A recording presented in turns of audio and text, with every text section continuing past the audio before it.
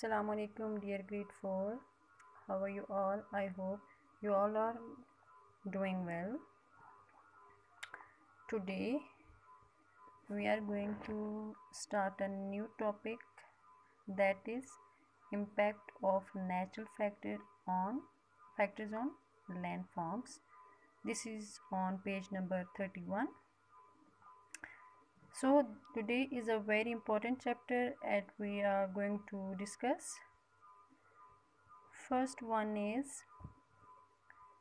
impact of natural factors on landforms. A landform is a natural feature of earth surface, यानी आप हमने ये बताना है कि जो ज़मीन की कुदरती शक्ल है उस पर कौन से अवामल के जो हैं वो असरात होते हैं, क्या असरात वो लैंडफॉर्म्स पर करते हैं. There are many natural phenomena that erode and shape land. First one is rivers. सबसे पहले हम रिवर के बारे में पढ़ेंगे कि रिवर जो है वो ज़मीन की कुदरती शक्ल पर कैसे असरअंदाज होते हैं. अब देखें, सो सिंपल, आप इस पिक्चर में भी देख रही हैं. अब ये देखें, ज़मीन की कुदरती शक्ल तो नहीं है ना, ज़मीन तो बिल्कुल आप देखें इस तरह से प्लेन होती है. तो जब कोई रिवर्स पानी वगैरह या कोई भी ग्लेशियर वगैरह जब पहाड़ों से नीचे आते हैं, डाउनवर्ड्स होते हैं, तो वो अपने लिए ख़ुद पाथ बनाते हैं ज़मीन को इरोड कर कर, यानी कट करके. अब आप इस पिक्चर में देख रहे हैं कि जो रिवर है इसने अपना ख़ुद रास्ता बनाया हुआ है पहाड़ों के सेंटर से. देखें, ज़मीन को काट कर उसने अपनी एक शेप बनाई हुई है और उसने अपना रास्ता निकाला हुआ है बहने के लिए. ठीक है, ये यानी ये कुदरती जो ज़मीन की शक्ल है उस पर ये जो नेचुरल फैक्टर्स हैं ये बहुत असरअंदाज होते हैं. Rivers from high up in the mountains and start out as slow moving streams. अब ये पहाड़ों से स्टार्ट होता है और आहिस्ता आहिस्ता जब वो स्ट्रीम्स की तरफ जो रिवर है वो मूव करता है. As the water flows down the steep slope, it begins to move quicker and form rapid or rainfalls, which are falling water that occurs when rivers flow from a high place to a low place. The rushing water causes erosion, which occurs when pieces of earth that have been weathering and warm away from and move to another place. अब यहाँ पर आप देख सकते हैं कि जो पानी है, जो दरिया हैं, वो पहाड़ों से बह के आते हैं और अपने साथ रेत और मिट्टी लेके आते हैं. जो तेज़ पानी होता है जब वो नीचे की तरफ बहता है तो उसकी स्पीड तेज़ हो जाती है और वो अपने साथ मिट्टी और रेत लेके आता है, छोटे छोटे रॉक के पीसेस लेके आता है. इसी तरह से जो है वो ज़मीन का कटाव होता रहता है, यानी वो जो ज़मीन की कुदरती शक्ल है उस पर बहुत ज़्यादा असरअंदाज होता है. Next one is glacier. Glacier are large bodies of ice that are formed in cold region. जो ग्लेशियर्स होते हैं वो कोल्ड रीजन में पाए जाते हैं. On mountains the weight of a very mass of ice causes the glacier to flow downwards. As glacier move, the ice erode the land surface and carries the broken rocks and soil debris to far away places. My dear student, अब यहाँ पर आपको ये बता रहे हैं कि जो ग्लेशियर्स होते हैं जब वो मूव करते हैं तो वो जो आइस होती है वो भी अपने साथ जो लैंड होती है उसके जो रॉक्स होते हैं वो उनको ब्रोक करके, क्योंकि बहुत हैवी ग्लेशियर होते हैं, बर्फ़ का जो तोदा होता है, ठीक है, जब वो ब्रेक होके मूव होके नीचे की तरफ आता है तो वो अपने साथ साथ ब्रोकन रॉक्स और मिट्टी वगैरह लेके आता है. जो फिर आप देखें अक्सर जो नॉर्दर्न एरियाज़ होते हैं वहाँ पर आपने देखा होगा कि जब जहाँ पर बहुत ज़्यादा ग्लेशियर्स के जो पहाड़ होते हैं जहाँ पर जब वो मूव करते हैं नीचे की तरफ आते हैं तो जब वो गिरते हैं तो बहुत दूर दूर तक जो है वो ये रॉक्स के पीसेस और उनकी जो मिट्टी वगैरह होती है वो दूर दूर तक फैली हुई होती है. ये भी एक जो है वो ज़मीन की जो कुदरती शक्ल है उसके ऊपर एक इम्पैक्ट है, यानी नेचुरल फैक्टर है. ज़ाहिर है ये जो ग्लेशियर है ये नेचुरल फैक्टर है ना, कुदरती चीज़ें हैं ना, इंसान की मैन मेड तो नहीं है ना, कि इंसान ने तो नहीं बनाई हुई हैं. तो इन पे भी जो हमारी ज़मीनी शक्ल है उस पर बहुत ज़्यादा गहरा असर होता है.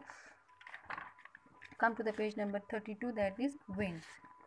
Winds also change landform, especially the area with little or no vegetation. अब जो winds होती हैं वो कहाँ पर बहुत ज़्यादा असरअंदाज करती हैं, जहाँ पर जो है वो एक छोटा एरिया जहाँ पर कोई पौधे वगैरह नहीं होते. अब देखें जो पौधे होते हैं, ये दरख्त होते हैं, ये बहुत ज़्यादा इम्पोर्टेंट होते हैं। अब जहाँ पर जो है वो ज़मीन के कटाव को, जो दरख्त होते हैं वो ज़मीन के कटाव को बचाते हैं, क्योंकि उन्होंने जो सॉइल होती है वो अपने रूट्स में उन्होंने यानी रूट्स के साथ वो बिल्कुल अटैच होती है, तो उन्होंने जकड़ी हुई होती है वो रूट्स में।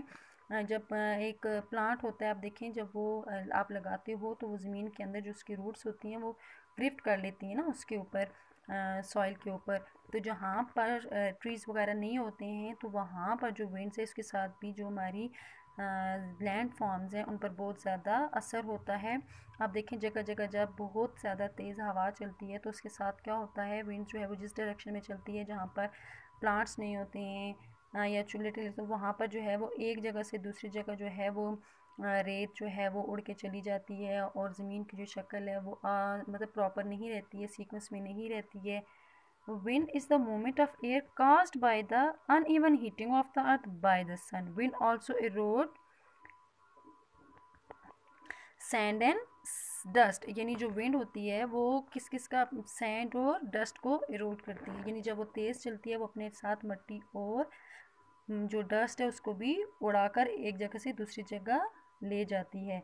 Next topic is impact of land change on people. Nature phenomena create different land forms, these land change affect people in many ways. अब देखते हैं कि जो लोगों की जो इम्पैक्ट ऑफ लैंड चेंज है वो लोगों पर क्या क्या है। River bring sediments down stream. अब जो दरिया हैं वो अपने साथ जो है वो मिट्टी लेके आते हैं, which increase the fertility of soil, जो कि जो फर्टिलिटी ऑफ सॉइल है उसको इंक्रीज़ करती है। इन पाकिस्तान में the Indus river and it's tributaries form the fertile plans.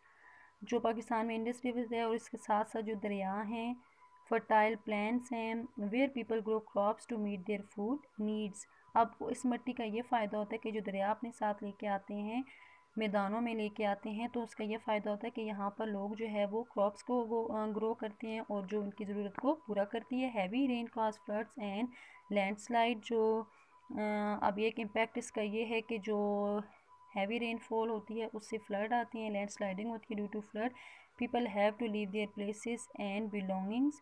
अब जो फ्लड की वजह से जो लोग होते हैं वो अपने एरिया को छोड़ देते हैं। Landslide adverse effect roadways, water supplies and property. अब देखें लैंडस्लाइडिंग जिन एरियाज़ में होती है वहाँ पर रोड जो हैं वो लैंडस्लाइडिंग की वजह से ब्लॉक हो जाते हैं, वहाँ पर पानी की सप्लाई भी प्रॉपर नहीं होती है। तो ये जो सारे इम्पैक्ट हैं ये बहुत ज़्यादा लोगों की जो लाइफ है उसको डिस्टर्ब करते हैं। Glacier melt to form lakes and stream. जब ग्लेशियर पिघलते हैं तो वो किसकी शक्ल रखते हैं, लेक्स और stream. They are a great source of water supply, जो कि हमारे जो वाटर सप्लाई का वो सबसे बड़ा ज़रिया है।